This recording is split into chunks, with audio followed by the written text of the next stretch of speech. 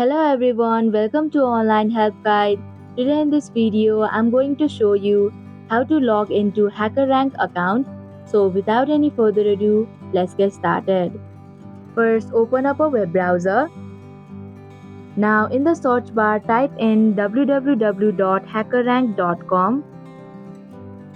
After you come across this official page, click on the three horizontal lines in the top right corner.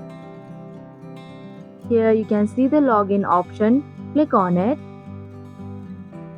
Again, click on the login button.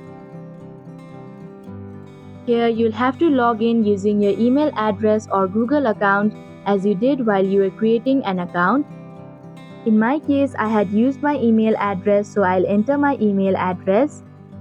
And if you do not have an account yet, then you can click on sign up for a free trial link.